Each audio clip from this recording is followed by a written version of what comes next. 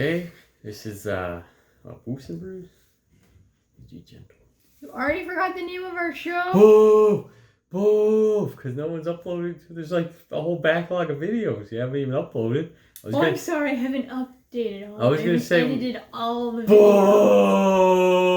Boof!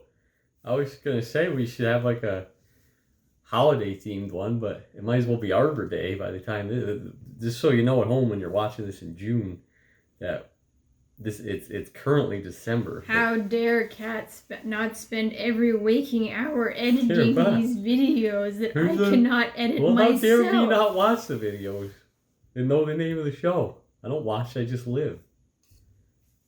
That's some advice for you at home. But we're here at Boofs. What are we drinking? Havoc. And as you can see, we're already off to a start because the start of this episode was filled with Havoc. It is by Black Project, Spontaneous and Wild Ales. Don't know what most of that means. I'm guessing maybe... It's probably going to be very bitter and I'm probably going to hate it. But it sounds kind of nice. It says Graf Style Sour Ale with Apple and Vanilla. So maybe it's somewhat holiday themed. What is a Graf Style? I do not know. I also hope that wild doesn't just mean it doesn't pass like the FDA and that there's all weird shit in it. But probably just means that it's like very bitter. It's probably like, because the design kind of looks like hops. How come you always like only open the tab halfway? How come you're a vet? So you get the thrills. That's beer terminology. It looks like a cider. I mean, when it said apple and all that, I wonder if it's going to be like ciderish. It's not going to be ciderish. It smells funky. It's going to be urine-ish, as you can tell by the color.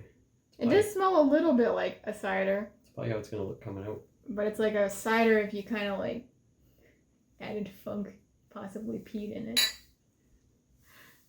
That would be funky. Well, it's certainly a sour. It's not bad. I like it a lot, yeah. It does, I mean, it's again, like sour cider. I'm no beer expert. I don't know what it means by wild, but it definitely almost feels like it didn't go through all the like over-the-top polishing to get. Maybe it's just more like natural, like this is what fermented shit tastes like. It's almost maybe like kombucha, like that kind of like sourness or just straight up. It's very sour. This fermented stuff. I wonder, I'd have to... But it's not bitter. Kat can do a little... She's good at putting in all the info later that we were not prepped. If I really wanted a warhead, then this is what I would drink.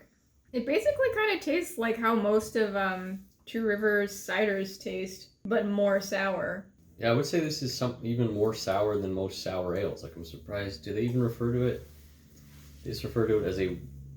Oh, no, it does say Graf Style Sour Ale. You just say you like it. I do like it. I just want all of it. What the freak?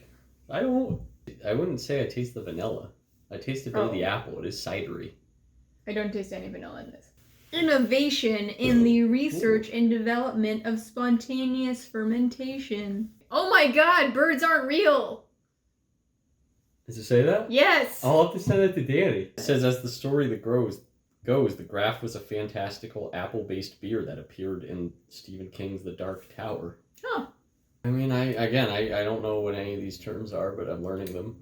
And it does, now that I know it's supposed to be basically a hybrid.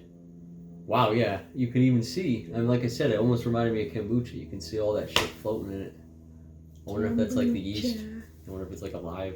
Kombucha. Oh, fuck. Do you like it or you don't? I like it, but it's... Oh, okay. I'm not used to like... That's like hair on your chest sour. I've had a lot of these craft beers have a friggin' Flintstone vitamin taste. This just tastes purely natural. I mean, this is a sipper because it's definitely... It's very sour. Drew would like this one. It's exactly what I would expect from a sour What would you apple rate cider. The rating. I'd give it a 4. I don't know that I would drink it much or ever, but it's good. You know, it's just kind of like, I don't know if it's for me, but it is like, wow, tastes very weirdly refreshing. I mean, it tastes very real, like it's not like any weird artificial flavors. Like, I imagine this is exactly what they're going for, which is why I don't necessarily just rate like, oh, I like it or not. Yeah, I would also give it a 4 because it's not something that I would probably buy again, and it's not something that I would go out of my way to find, but it's a solid drink for what it is. Yeah. Because it is just exactly what I would expect from half apple cider and half sour, and it's not bad for what it is. So Yeah, if I was like, I would. It's definitely nothing I can have more than like a glass of at a time. I think if I was at a bar, it would be really good in the summer. yeah, it would be like what I would start my night with. Maybe I don't. What's the content on it? Too? It doesn't really say. I guess. Oh yeah, I don't know that I read that anywhere. What if we're just like drunk out of our ass? I don't think so. I bet it's so low that it's. That's probably why they don't even put it on there. I think they're not required to unless it's like above 4.5%. Because I might like start.